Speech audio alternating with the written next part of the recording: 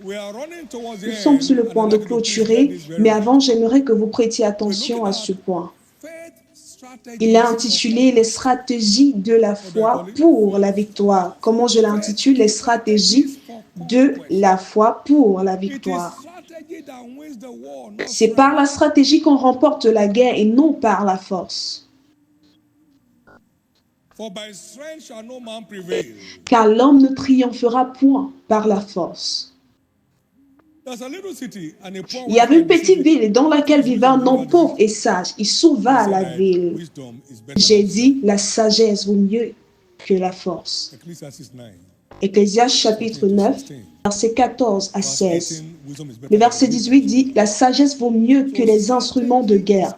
Alors la stratégie est indispensable pour remporter la guerre. La stratégie est indispensable pour remporter n'importe quelle guerre. La stratégie est indispensable pour remporter n'importe quelle guerre. À présent, écoutez-moi. Ce que vous ne voulez pas, je n'essaie de le répéter au fil des années, ne le tolérez pas. Ce que vous ne chassez pas a le droit de rester. Et ce que vous ne confrontez pas, vous ne pouvez dominer.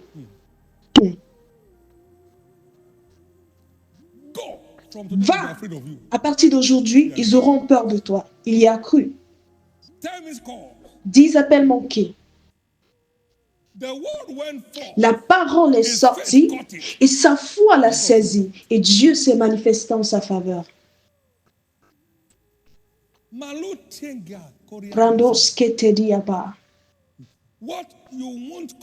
Ce que vous ne confrontez pas, vous ne pouvez dominer.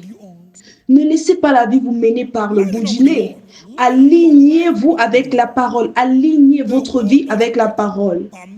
La parole de Dieu ne permet pas, n'autorise pas ceci dans ma vie, alors je ne le permettrai pas.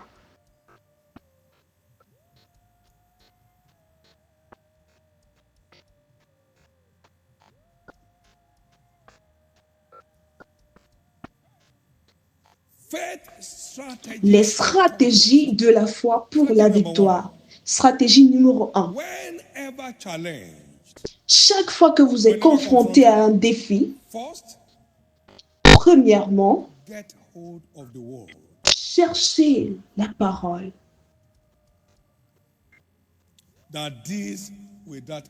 qui s'adresse à ce problème. Pas seulement la parole, mais cherchez la parole qui s'adresse à ce genre de problème.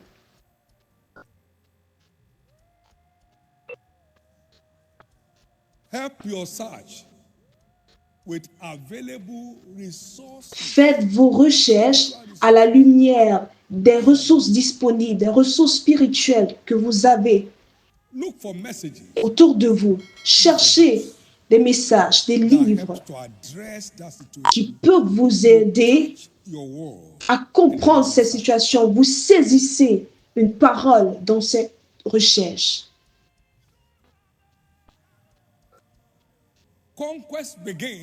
La conquête commence quand vous saisissez la bonne parole. Que les paroles vraies sont persuasives. Étudie afin de te présenter comme un homme éprouvé devant Dieu, un ouvrier qui n'a point à rougir, qui dispense droitement la parole de la vérité. 2 Timothée chapitre 2 verset 16. Job chapitre 6 verset 25, que les paroles vraies sont persuasives. La recherche de la bonne parole est le point de départ dans ta quête pour la victoire. La recherche de la bonne parole.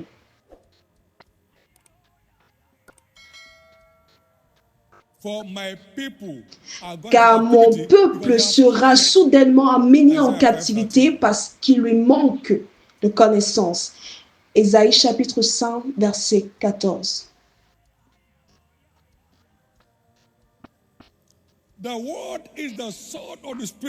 La parole est l'épée de l'esprit avec laquelle nous décimons l'opposition. Saisissez la bonne parole. Cherchez la bonne parole. Cherchez-la jusqu'à ce que vous la trouviez. Ne vous contentez pas de chercher, mais cherchez jusqu'à ce que vous trouvez. J'ai trouvé tes paroles. Je les ai dévorées et elles ont apporté la joie dans mon cœur. La joie est la preuve que vous avez découvert la bonne parole. Jérémie 15, verset 16. Les stratégies de la foi pour la victoire. Numéro 1. Localisez la bonne parole qui s'adresse aux problèmes que vous traversez. Dans Colossiens chapitre 1, verset 9. C'est pour cela que nous aussi, depuis le jour où nous en avons été informés, nous ne cessons de prier Dieu pour vous et de demander que vous soyez remplis de la connaissance de la volonté de Dieu en toute sagesse et intelligence spirituelle. Vous devez découvrir la volonté de Dieu qui vous met aux commandes, au contrôle de cette situation. Numéro 2. Libérez votre foi de manière consciente, pas de supposition.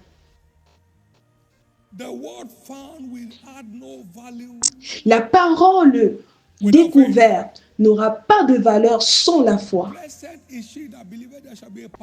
Bénie est celle qui a cru, car il y aura un accomplissement des choses qui lui ont été dites de la part de l'Éternel. Alors la foi doit être active pour pouvoir saisir ce que Dieu t'a dit. Hébreux chapitre 4, verset 2. La parole n'a pas eu d'effet dans leur vie parce qu'ils n'avaient pas la foi. Alors mélangez vos découvertes avec la foi. Mélangez-les. Mélangez, associez vos découvertes à la foi de manière consciente. Vous les associez de manière consciente, vous ne supposez rien. Hébreux chapitre 4, verset 2. Libérez votre foi. Associez-la à vos découvertes. C'est le seul moyen de voir l'accomplissement de la parole que vous avez découverte. Il n'y aura pas d'accomplissement sans votre foi. Ne confondez pas vos découvertes à votre foi. C'est une étape différente. Vous découvrez, ensuite vous croyez. La découverte n'ajoute aucune valeur, mais c'est lorsque vous croyez que cela s'accomplit. Numéro 3.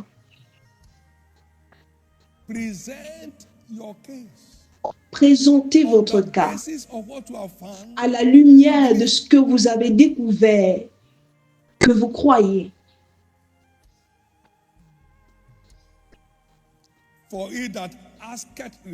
Car celui qui demande reçoit, celui qui cherche trouve. Vous n'avez pas parce que vous ne demandez pas. Présentez votre cas de manière consciente. Présentez vos raisons solides pour la victoire que vous désirez.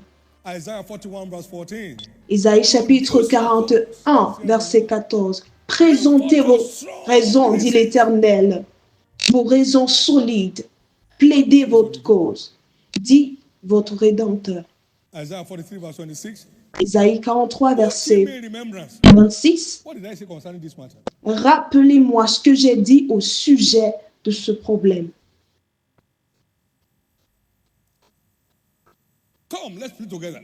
Venez, plaidons ensemble. Déclare, parle toi-même afin d'être justifié. Et quoi d'autre? Quand vous priez, tout ce que vous désirez, vous l'obtiendrez si vous croyez. Un cas que vous ne présentez pas pourrait rester sans solution. Vous l'avez découvert, vous y croyez, cela ne s'est pas encore manifesté, réclamez cela, réclamez-le.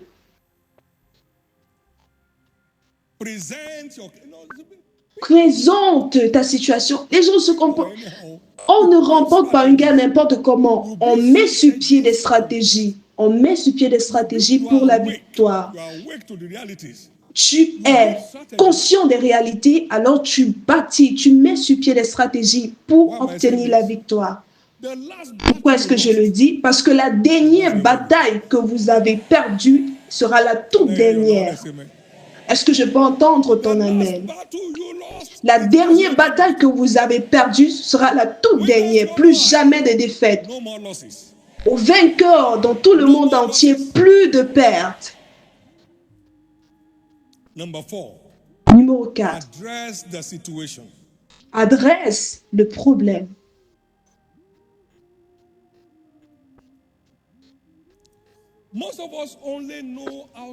La plupart d'entre nous savons seulement comment parler à Dieu, mais nous n'avons pas encore appris comment s'adresser au problème. Dieu ne va pas s'adresser à ta montagne. Cela relève de notre responsabilité. Si tu dis à cette montagne, après que tu aies découvert la volonté de Dieu, que tu crois à la volonté de Dieu, que tu as présenté ton cas devant Dieu, maintenant, dire ce problème, je ne plaisante pas, j'ai le soutien du Dieu très haut. Écarte-toi de mon chemin maintenant. Écarte-toi de mon chemin maintenant. Si tu peux dire, parler à cette montagne, est-ce que tu peux répéter après moi? Dieu ne va pas parler à ma montagne, c'est à moi de parler à ma montagne. Je parle à Dieu et il me conduit à parler à la montagne. Parle à la montagne avec l'autorité de la foi que tu as en toi.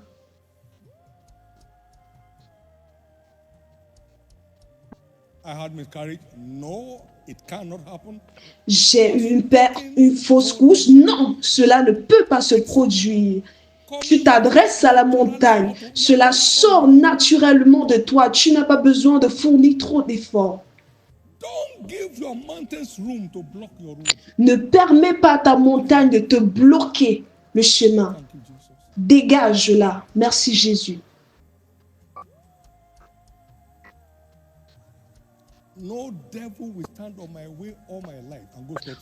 Aucun démon ne se tiendra sur mon chemin sans subir les conséquences. J'ai l'autorité de Jésus pour en finir avec lui. De la même façon, toute personne bloquant votre chemin, tout agent du diable se tenant sur votre chemin, peu importe sa nature, physique, spirituelle, je maudis cet agent. Je décrète ta libération ce soir. De la même façon dont j'ai parlé à mon fils, à partir d'aujourd'hui, les agents du diable auront peur de toi. Dès qu'ils entendront ta voix, ils vont s'enfuir pour aller se cacher.